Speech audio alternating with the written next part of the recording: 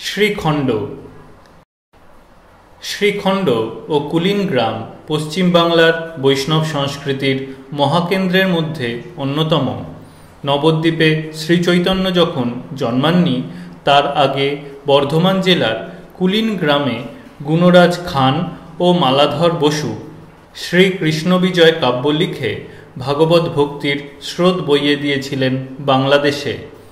জবন হরিদাসের সিদ্ধির স্থানও কুলীন গাঁ। শ্রীচৈতন্য তাই নিজেই বলেছিলেন, কুলীন গ্রামের মধ্যে যে হয় কুক্কুর সেহ মোর প্রিয় অন্যজন রহুদূর। এবং কৃষ্ণদাস কবিরাজ মন্তব্য করেছিলেন, কুলীন গ্রামীর ভাগ্য কহনে না যায়, শুকর চড়ায় ডোম সেই কৃষ্ণ গায়ে।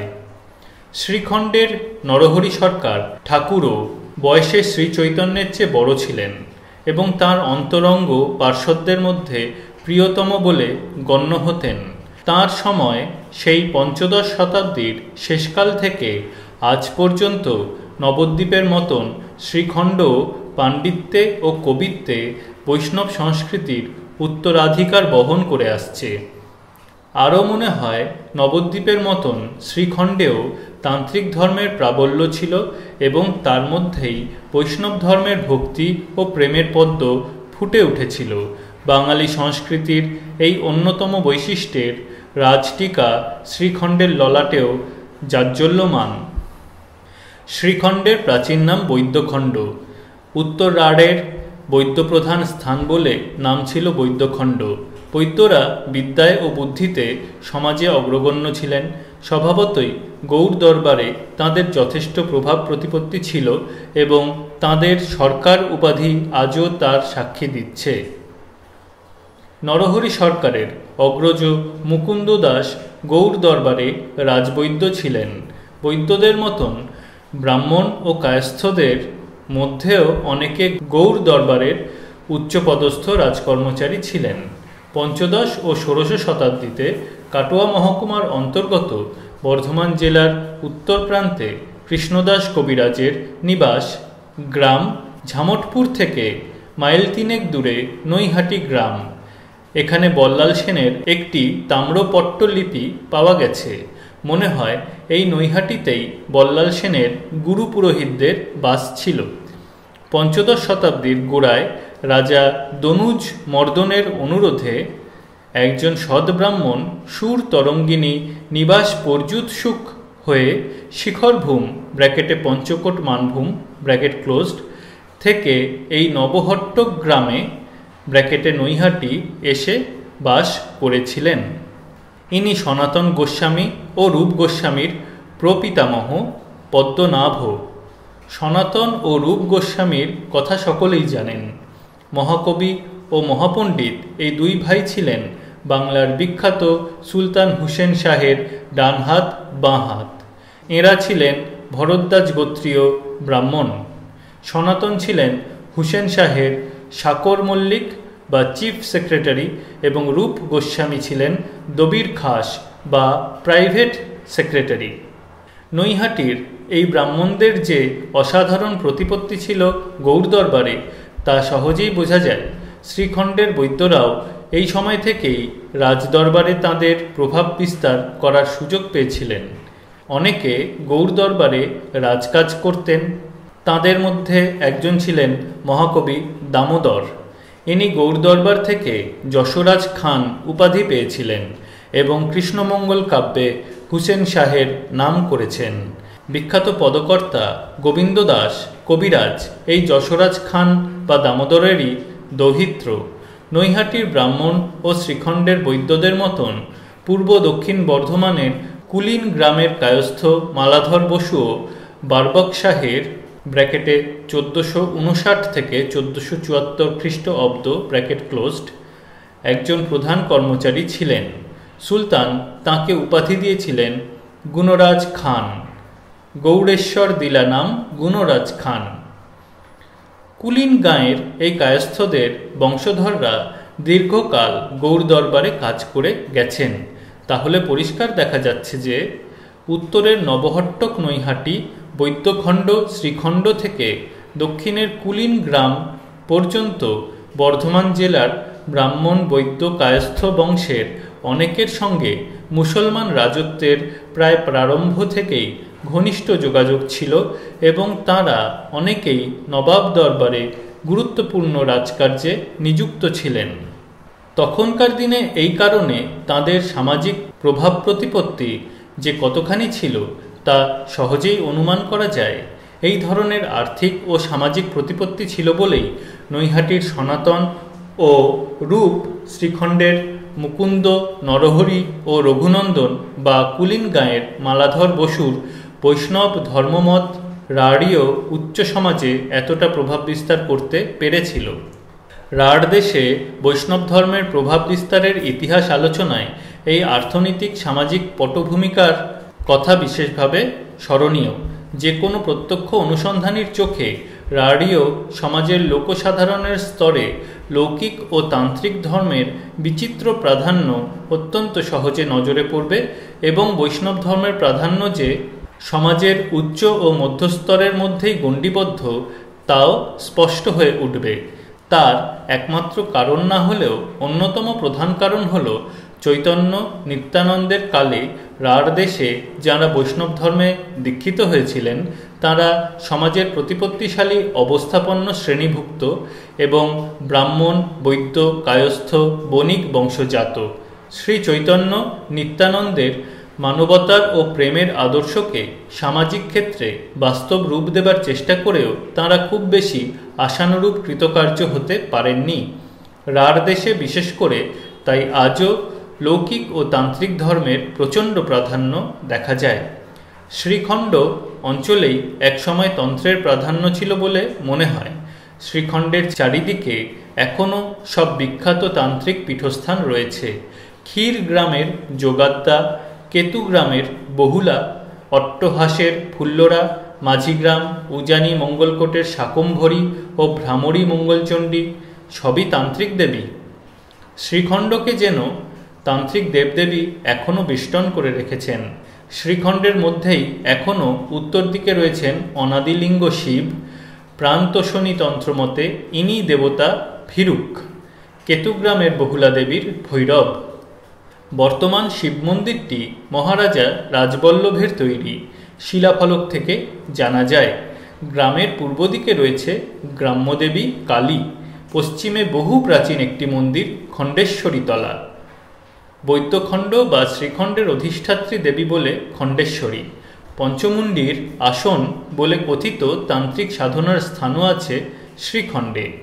এসব তান্ত্রিক সাধনার পূর্বস্মৃতি নিঃসন্দেহে বহন করছে। তার মধ্যে একদিকে আছে বড়ডাঙ্গা, নরহরির ভজন স্থান, পূর্বাচার্যদের মিলনক্ষেত্র। নরহরি সরকার ঠাকুর ও রঘুনন্দনের সাধনায় তান্ত্রিক পদ্ধতির কোনো প্রভাব ছিল কিনা বলা যায় না। নরহরি সরকার ও লোচন দাসের রাগাত্মিকা, রাগানুগা ভজন পদ্ধতি, রাধাভাব ও নাগরভাব, পদের মধ্যে বাউল বাউলিনীর কথা ইত্যাদির মধ্যে কোনো রকম তান্ত্রিক সহজ সাধনধারার প্রভাব যে একেবারেই নেই এমন কথা জোর করে বলা যায় না।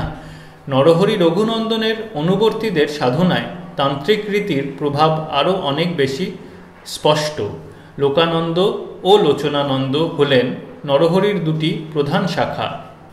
লোকানন্দ বিধিমার্গে গৌরাঙ্গ উপাসনার অঙ্গগুলি প্রকাশ করেছেন, আর লোচনানন্দ রাগমার্গে গৌরাঙ্গ ভজনের তত্ত্বকথা প্রচার করেছেন। গৌরাঙ্গ উপাসনার রীতি লোকানন্দ তাঁর ভক্তিচন্দ্রিকা গ্রন্থে নির্দেশ করে গেছেন। উপাসনার পদ্ধতিটি অত্যন্ত গুরুত্বপূর্ণ। স্বয়ং নরহরি সরকার ঠাকুরই নাকি এই উপাসনা পদ্ধতির কথা নিজ মুখে বলে গিয়েছিলেন। পদ্ধতির মধ্যে আগাগোড়া তান্ত্রিক রীতিনীতি ও আচার ব্যবহারের প্রাধান্য দেখা যায়। তার মধ্যে সবচেয়ে উল্লেখযোগ্য হল তান্ত্রিক পদ্মমণ্ডলের 6 কোণে শ্রী চৈতন্যের 6 জন প্রধান পার্শ্বচরকে প্রতিষ্ঠা করে উপাসনা করার কথা। যেমন সামনে গদাধর পণ্ডিত থাকবেন, দক্ষিণে স্বরূপ থাকবেন ইত্যাদি। নরহরির আসন সর্বপ্রধান, একেবারে মণ্ডল কেন্দ্রে, কিন্তু নিত্যানন্দ, অদ্বৈত মাধবেন্দ্র সকলে বাইরে। ভক্তিচন্দ্রিকার ঐতিহাসিক মূল্য কতখানি সঠিক বলা যায় না। না বলা গেলেও নরহরির কোনো অনুবর্তীর রচনা যে তাতে অন্তত সন্দেহ করার কোনো কারণ নেই। প্রশ্ন হল, শ্রীখণ্ডের উত্তর সাধকদের মধ্যে এই তান্ত্রিক প্রভাব কোথা থেকে এলো হঠাৎ, এবং হঠাৎই বা আসবে কেন? শ্রীখণ্ডের নরহরি সরকার ও তাঁর শিষ্য লোচন দাসের রচিত পদাবলীর মধ্যে সহজ মতের বেশ প্রভাব আছে দেখা যায়। তান্ত্রিক সাধনধারার প্রভাব প্রসঙ্গে এই বৈশিষ্ট্য লক্ষণীয়। এখানে আরও একটি কথা বিশেষভাবে মনে রাখা উচিত। রাঢ়দেশে বরুচণ্ডীদাস ও দ্বিজচণ্ডীদাসের সহজ সাধনের ধারার উত্তরাধিকারী হওয়া শ্রীখণ্ডের নরহরি ও কৌগ্রামের লোচন দাসের পক্ষে আদৌ অস্বাভাবিক নয়। বরু ও দ্বিজচণ্ডীদাস যে সহজপন্থী ছিলেন তা তাঁদের পদাবলী থেকে পরিষ্কার বুঝতে পারা যায়। যেমন, অহনিশি যোগ ধেয়াই মন পবন গগন রাহাই, মূল কমলে কইলে মধুপান, এবে পাইয়া আম্ভে ব্রহ্মজ্ঞান, ইরা পিঙ্গলা সুসমনা সন্ধি, মন পবন তাতে কইল বন্দি, দশমী দুয়ারে দিল কপাট, এবে চরিল মো সে যোগবাট। শ্রীকৃষ্ণ কীর্তন। দ্বিজচণ্ডীদাসের পদের মধ্যে সহজ কথার অন্ত নেই। বৌদ্ধ সহজজ্ঞানীদের এই সাধন পদ্ধতির ধারা পঞ্চদশ শতাব্দীতে বরু ও দ্বিজচণ্ডীদাসের পদাবলী কীর্তনে যে বেশ প্রভাব বিস্তার করেছিল রাঢ়দেশে, তাতেও কোনো সন্দেহ নেই। শ্রীখণ্ডের নরহরি সরকার পঞ্চদশ শতাব্দীর শেষে যদি সেই সাধনার উত্তর সাধক হয়ে জন্মগ্রহণ করেন, তাতে আশ্চর্য হবার কি আছে? এই কারণেই মনে হয় শ্রীখণ্ডের নরহরি সরকারের উপর তান্ত্রিক সহজ্ঞানের সাধনধারার প্রভাব ছিল কিছুটা। নরহরি সরকারের পদগুলিতে চণ্ডীদাসের প্রভাব এত বেশি যে অনেক সময় মনে হয় সেগুলি এক সুরে, এমনকি এক ভাষায় পর্যন্ত রচিত। যেমন রাধামোহন ঠাকুর সংকলিত পদামৃত সমুদ্রে নরহরি ভণিতায় যে পদটি আছে, কিনা হইল সই মোরে কানুর পিরিতি, আঁখি ঝুরে পুলকেতে প্রাণ কাঁদে নীতি, খাইতে সোয়াথ নাই নিন্দ গেল দূরে, নিরবধি প্রাণ মোর কানু লাগি ঝুরে, যে না জানে এই রস সেই আছে ভালো, মরমে রহল মোর কানু প্রেম শেলো। পড়লেই মনে হয় চণ্ডীদাসের পদ পড়ছি। দীনবন্ধু দাসের সংকীর্তনামৃতে উদ্ধৃত এই পদটি এদিক দিয়ে আরও উল্লেখযোগ্য। সই কত না সহিব ইহা, আমার বন্ধুয়া আন বাড়ি যায়, আমার আঙ্গিনা দিয়া, যেদিনে দেখিব আপন নয়ানে, কহে কার শনে কথা, কেশ ছিড়িব বেশ দূরে থব, ভাঙিব আপন মাথা। শ্রীখণ্ডের প্রাচীন বৈষ্ণব গ্রন্থে নরহরি সরকারের অনেকগুলি পদ উদ্ধৃত করা হয়েছে।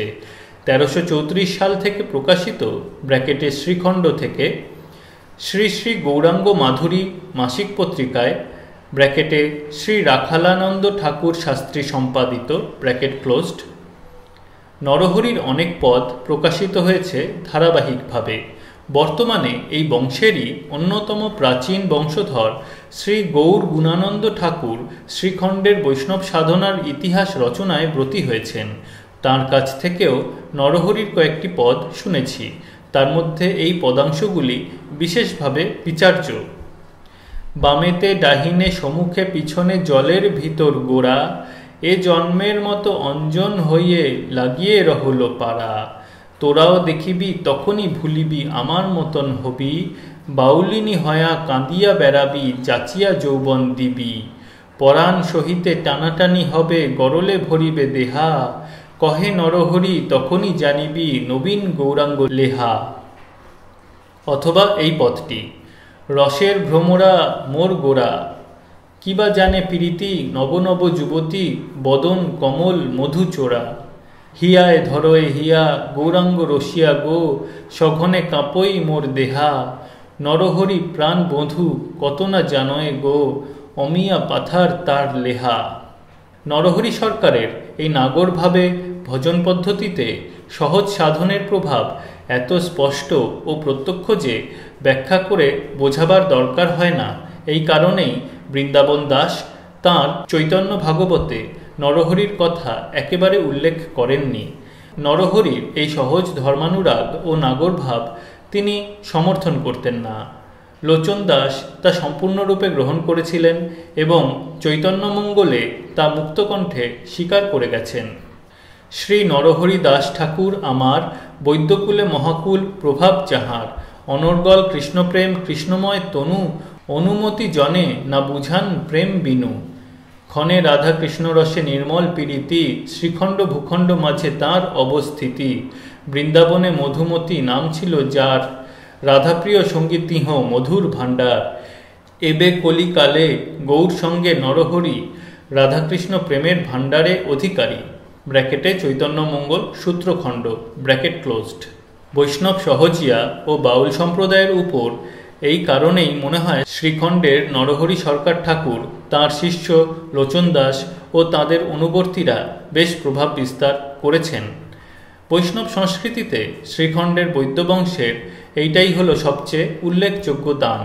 এই দিক দিয়ে রাঢ় দেশের সাংস্কৃতিক ঐতিহ্যের ধারা তাঁরা চৈতন্য ও তাঁর পরবর্তী যুগেও অক্ষুণ্ণ রেখেছিলেন দেখা যায়। বৈদ্যখণ্ড বা শ্রীখণ্ড উত্তর রাঢ়ের অন্যতম প্রধান সংস্কৃতি কেন্দ্র হয়ে উঠেছিল বৈষ্ণব যুগে। লোচন দাস কোগ্রাম থেকে শ্রীখণ্ডে গিয়েছিলেন অধ্যয়নের জন্য। নরহরি সরকার নবদ্বীপে থেকে লেখাপড়া করতেন। শ্রী চৈতন্যের চেয়ে বয়সে তিনি কয়েক বছরের বড় ছিলেন। নবদ্বীপেই তাঁর সঙ্গে চৈতন্যের সাক্ষাৎ ও মিলন হয়। চৈতন্য বিষয়ক প্রথম পদরচয়িতাদের মধ্যে নরহরি সরকার একজন। নরহরির অন্যান্য পদাবলীর কথা তো আগেই বলেছি। নরহরির শিষ্য লোচন দাসেরও কাব্যপ্রেরণার উৎস শ্রীখণ্ড। নরহরির ভ্রাতুষ্পুত্র রঘুনন্দন, চিরঞ্জীব, সুলোচন, সুকবি দামোদর, রামচন্দ্র, গোবিন্দ, বলরাম দাস, রতিকান্ত, শচীনন্দন, কানাই ঠাকুর, নয়নানন্দ, রায়শেখর, জগদানন্দ প্রভৃতি আরও অনেকের কাব্য প্রতিভার বিকাশ হয়েছিল শ্রীখণ্ডে। এত ভক্ত ও কবির আবির্ভাব কেন্দ্র বলে গোপাল দাস নরহরির শাখা নির্ণয়ে বলেছেন, ক্ষিতি নবখণ্ড মাঝে খণ্ড মহাস্থান, সর্বত্র সৌরভ যার মলয়জ সমান। শ্রী চৈতন্য সম্বন্ধে নরহরি প্রথম যে পদটি রচনা করেছিলেন তার ঐতিহাসিক মূল্য আছে। পদটি এই: গৌরলীলা দর্শনে ইচ্ছা বড় হয় মনে, ভাষায় লিখিয়া সব রাখি। মুই তো অতি অধম, লিখিতে না জানি ক্রম, কেমন করিয়া তাহা লিখি। এই গ্রন্থ লিখিবে যে এখনো জন্মে নাই সে, জন্মিতে বিলম্ব আছে বহু। ভাষায় রচনা হইলে বুঝিবে লোক সকলে, কবে বাঞ্ছা পুরাবেন পহু। নরহরি ভণিতায় সহজ সাধন ঘটিত কয়েকটি পদ পাওয়া গেছে। শ্রী সুকুমার সেন তাঁর বাংলা সাহিত্যের ইতিহাস গ্রন্থে একটি পদ উদ্ধৃত করেছেন এবং বলেছেন যে পদটি নরহরির লেখা না হওয়াই সম্ভবপর। পদটি এই: সহজ মানুষ কোথায় নাই, খুঁজিলে তাহারে নিকট পাই। মরা মানুষ হইয়া যদি কারয়ে রা, তবে সে লাগিবে প্রেমের বা। কহে নরহরি অমিয়া রাশি, সদা রহু মন সহজে পশি। শ্রীখণ্ডের নরহরি সরকারের উপর সহজ সাধনের প্রভাব পড়া যে আদৌ বিচিত্র নয় এ কথা আগে আলোচনা করেছি। স্থান ও কাল উভয় দিক দিয়েই বরং তাঁর পক্ষে সেই সাধনধারার ঐতিহ্যপুষ্ট হওয়া স্বাভাবিক। চণ্ডীদাসের প্রভাব তাঁর পদাবলিতে যে খুব বেশি তা যে কোনো পাঠক একবার পড়েই বুঝতে পারবেন। সুতরাং উদ্ধৃত পদটি অথবা নরহরি ভণিতায় অন্যান্য সহজ সাধনের পদগুলি শ্রীখণ্ডের নরহরি সরকারের রচনা হওয়া অসম্ভব নাও হতে পারে। শ্রীখণ্ডের বৈষ্ণব কবিরা পদাবলী সাহিত্যে একটা যে বিশেষ ধারার প্রবর্তন করেছিলেন তাতে কোনো সন্দেহ নেই। শ্রীচৈতন্য ও নরহরির মিলন হয় নবদ্বীপে। এই প্রথম মিলনের কথা নরহরি তাঁর একাধিক পদে প্রকাশ করে গেছেন। প্রথম থেকেই তিনি যে নাগরভাবে শ্রীচৈতন্যকে ভক্তি নিবেদন করতেন তাও তাঁর পদাবলী থেকে পরিষ্কার বোঝা যায়। এই জন্যই শ্রীখণ্ডের নরহরি সরকার বৃন্দাবনের মধুমতি বলে বৈষ্ণব সমাজে পরিচিত। শ্রী গৌর গণোদ্দেশ দীপিকায় বলা হয়েছে, পুরা মধুমতি প্রাণ সখী বৃন্দাবনে স্থিত অধুনা নরহরিয়াক্ষ সরকার প্রভব প্রিয়। শ্রী চৈতন্য ও নিত্যানন্দ শ্রীখণ্ডে এসে নরহরির কাছে মধুপানের ইচ্ছা প্রকাশ করেছিলেন বলে কথিত আছে। যে পুষ্করিণীর জল অঞ্জলি ভরে নরহরি তাঁদের পান করতে দিয়েছিলেন, আজও তা মধু পুষ্করিণী নামে খ্যাত। উদ্ধব দাসের পদে আছে, কহে নিত্যানন্দ রাম শুনি মধুমতি নাম আসিয়াছি তৃষিত হইয়া। এত শুনি নরহরি নিকটেতে জল হেরি সেই জল ভাজনে ভরিয়া। মধুমতির মধুদান সপার্ষদে করি পান উন্মত অবধূত রায়। হাসে কাঁদে নাচে গায়ে ভূমে গড়া গড়ি যায় উদ্ধব দাস রস গায়। নরহরির পিতা নরনারায়ণ দেব সুপণ্ডিত ছিলেন। তার 3 পুত্রের মধ্যে নরহরি কনিষ্ঠ এবং মুকুন্দ জ্যেষ্ঠ। মুকুন্দ দাস গৌর দরবারে রাজবৈদ্য ছিলেন। নরহরির পিতার কাছে শ্রীখণ্ডেই থাকতেন এবং তাঁর কাছেই শৈশবে সংস্কৃত ব্যাকরণাদি শিক্ষা করেন। পরে নবদ্বীপ যান শাস্ত্র অধ্যয়নের জন্য। রাজবৈদ্য মুকুন্দ দাসের অর্থেই সংসার চলত এবং তাঁদের কুলদেবতা গোপীনাথের সেবা হতো। নবদ্বীপে না গেলে তখন অধ্যয়ন সম্পূর্ণ হতো না বলে সকলেই নবদ্বীপ যেতেন। চতুর্দিক হইতে লোক নবদ্বীপ যায়, নবদ্বীপে পড়িলে সে বিদ্যারস পায়। শ্রীখণ্ড থেকে নবদ্বীপ মাত্র 12-13 ক্রোশ দূরে, একবেলার বা একদিনের পথ, সুতরাং যাতায়াত করাও কষ্টকর ছিল না। নরহরি হয়তো তাই করতেন। মুকুন্দ বিবাহ করেন। নরহরি অবিবাহিতই ছিলেন। মুকুন্দ পুত্র রঘুনন্দন বাল্যকাল থেকে নরহরির সাহচর্যেই পালিত হন। তাঁর শিক্ষা ও দীক্ষা দুই তাঁর কাছে হয়। নরহরির সঙ্গে শ্রী চৈতন্যের নবদ্বীপে মিলন হয়েছিল কিনা তাই নিয়ে মতভেদ আছে।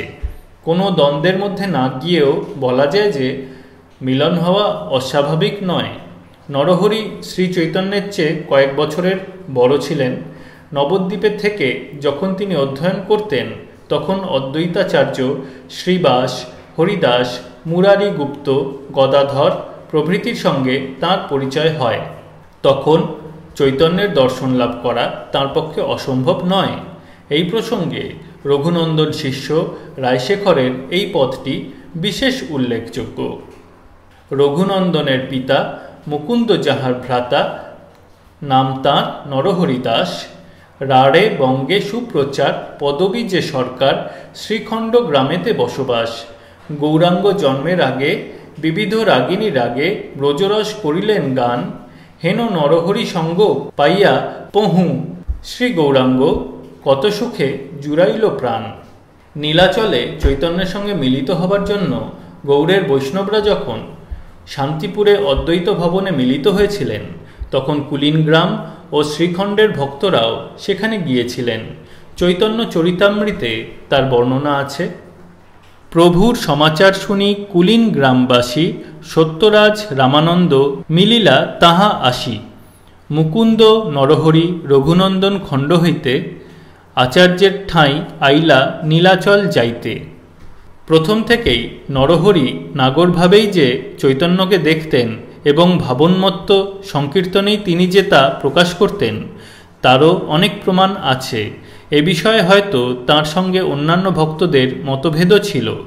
এই প্রসঙ্গে কৃষ্ণদাস কবিরাজের এই উক্তিটি প্রণিধানযোগ্য। খণ্ডের সম্প্রদায় করে অন্যত্র কীর্তন, নরহরি নাচে তাহা শ্রী রঘুনন্দন। খণ্ড সম্প্রদায় করে অন্যত্র কীর্তন কথাটি অত্যন্ত গুরুত্বপূর্ণ। নরহরির ভজন স্বাতন্ত্র্যের প্রমাণ পাওয়া যায় এই উক্তির মধ্যে। তাছাড়া কীর্তন গানের এক বিশেষ ভঙ্গির প্রবর্তকও তিনি ছিলেন বলে মনে হয়। বাংলাদেশের কীর্তন গানের বিবিধ ঢঙ্গের মধ্যে মনোহর শাহী ও রানীহাটি ব্র্যাকেটে রেনেটি ঢঙই প্রসিদ্ধ। মনোহর শাহী বর্ধমান জেলার উত্তরে, রানীহাটি দক্ষিণে। কুলিন গ্রাম রানীহাটি পরগনার অন্তর্গত। উত্তর ও দক্ষিণের এই দুই ঢঙের মধ্যে উত্তর রাঢ়ের মনোহর শাহী কীর্তনে শ্রীখণ্ড সম্প্রদায়ের বিশেষ দান আছে বলে মনে হয়। শ্রীখণ্ডের কীর্তন শিক্ষার টোলও ছিল শুনেছি।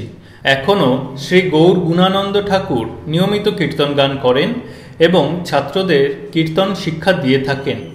বৃদ্ধ বয়সেও তাঁর কীর্তন গানের দক্ষতা ও ক্ষমতা দেখলে বিস্মিত হতে হয়। নরহরি সরকারের অন্যতম কীর্তি হল গৌরাঙ্গ পূজার প্রবর্তন এবং গৌরমূর্তি নির্মাণ ও প্রতিষ্ঠা। মুরারি গুপ্ত বলেন, বিষ্ণুপ্রিয়াও গৌরাঙ্গ মূর্তি পূজা করতেন। অম্বিকা কালনার গৌরী দাস পণ্ডিত শ্রী চৈতন্যের জীবদ্দশায় গৌর নিতাইয়ের মূর্তি প্রতিষ্ঠা করেন। এক নম্বর ফুটনোট SK দে, বৈষ্ণব faith and movement, page 333 FN। আবার টেক্সটে ফিরে আসছি। শ্রী চৈতন্যের 3টি নদিয়া নাগর মূর্তি নির্মাণ করিয়ে নরহরি সরকার একটি নিজ গ্রাম শ্রীখণ্ডে, একটি গঙ্গানগরে এবং সবচেয়ে বড় মূর্তিটি দাস গদাধরের শিষ্য বিদ্যানন্দ পণ্ডিতের দ্বারা কাটোয়ায় প্রতিষ্ঠা করেছিলেন। কাটোয়ায় সবচেয়ে বড় মূর্তিটি প্রতিষ্ঠা করার প্রধান কারণ হল শ্রী চৈতন্যের সন্ন্যাস গ্রহণের স্মৃতি বিজড়িত স্থান কাটোয়া এবং এই দিক দিয়ে বৈষ্ণব তীর্থ হিসেবে কাটোয়ার প্রাধান্য বেশি। এখন 2টি মূর্তি শ্রীখণ্ডে আছে, বড়টি আছে কাটোয়ায়। জীবনের শেষ অবস্থায় গৌর বিষ্ণুপ্রিয়ার যুগল মূর্তি স্থাপনেরও ইচ্ছা হয়েছিল নরহরির মনে। কথিত আছে, সন্ন্যাস গ্রহণ করে শ্রী চৈতন্য নীলাচল যাত্রার সময় নরহরিকে নদিয়ায় শচী বিষ্ণুপ্রিয়ার তত্ত্বাবধানের ভার দিয়ে গিয়েছিলেন। বিষ্ণুপ্রিয়ার দুঃখে কাতর হয়ে হয়তো ঠাকুর নরহরি যুগল মূর্তি প্রতিষ্ঠার পরিকল্পনা করেন। এই বাসনা নরহরির জীবদ্দশায় পূর্ণ হয়নি। নরহরির ভ্রাতুষ্পুত্র রঘুনন্দনের পুত্র কানাই ঠাকুর পরে এই বিষ্ণুপ্রিয়ার মূর্তি প্রতিষ্ঠা করেন। সুতরাং শ্রী চৈতন্যের মূর্তি এবং বিষ্ণুপ্রিয়ার মূর্তি প্রথম শ্রীখণ্ডেই প্রতিষ্ঠিত হয়। এক নম্বর ফুটনোট শ্রী মৃণালকান্তি ঘোষ, শ্রী নরহরি সরকার ঠাকুর, শ্রী শ্রী গৌরাঙ্গ মাধুরী পত্রিকা, ভাদ্র 1336। আবার টেক্সটে ফিরে আসছি। শ্রীখণ্ডের দক্ষিণে বড়ডাঙ্গা নামক স্থানে নরহরি সরকার ঠাকুর ভজন করতেন। আরও অনেক বৈষ্ণব আচার্য সাধনা করে এইখানে সিদ্ধিলাভ করেছেন বলে শোনা যায়। এই বড়ডাঙ্গাতেই রঘুনন্দন ও অভিরাম গোস্বামীর মিলন হয়। বড়ডাঙ্গাতেই নরহরি ঠাকুরের তিরোভাব হয়। ভক্তি রত্নাকর গ্রন্থে বলা হয়েছে, কার্তিকে শ্রীদাস গদাধর সঙ্গোপনে প্রভু নরহরি শীর্ণ হইলা ক্ষণে ক্ষণে, কে বুঝিতে পারে তাঁর অন্তরের ব্যথা, সে দিবস হইতে কারো শনে নাই কথা। মার্গশীর্ষ মাসে কৃষ্ণা একাদশী দিনে অকস্মাৎ অদর্শন হইলা এই স্থানে। যে বৎসর কার্তিক মাসে দাস গদাধরের তিরোভাব হয়, সেই বৎসর অগ্রহায়ণ মাসের কৃষ্ণা একাদশী দিনে নরহরি সরকার ঠাকুরেরও তিরোভাব হয়। অগ্রহায়ণ মাসের এই তিথিতে প্রতি বৎসর বড়ডাঙ্গার মহোৎসব হয়। ঠাকুর নরহরির প্রথম বার্ষিক উৎসব শ্রীখণ্ড গ্রামের গৌরাঙ্গ প্রাঙ্গণেই অনুষ্ঠিত হয়েছিল। রঘুনন্দন ও শ্রীনিবাসের চেষ্টায় তাঁর দ্বিতীয় বার্ষিক উৎসব বড়ডাঙ্গাতেই অনুষ্ঠিত হয়। তারপর থেকে আজ পর্যন্ত এই বড়ডাঙ্গাতেই উৎসব হচ্ছে। নানা স্থান থেকে বৈষ্ণব মহান্ত, আচার্য, কবি, কীর্তনিয়া, বাউল প্রভৃতির সমাবেশ হয়েছিল উৎসবে। ভক্তি রত্নাকর গ্রন্থে তাঁদের সুদীর্ঘ নামের তালিকা আছে। প্রভু শ্রী অদ্বৈতচন্দ্রের পুত্রদ্বয়, কৃষ্ণ মিশ্র গোপাল পরমানন্দময়, প্রভু নিত্যানন্দের নন্দন বীরভদ্র, ভুবন মোহন জেহ গুণের সমুদ্র। এখনও শ্রীখণ্ডের বড়ডাঙ্গায় মহোৎসবের সময় নানা স্থান থেকে বৈষ্ণব ও বাউলরা আসেন এবং কয়েকদিন ধরে অনুষ্ঠান চলতে থাকে। কীর্তন ও বাউল গানের সুরে শ্রীখণ্ড গ্রাম মুখর হয়ে ওঠে।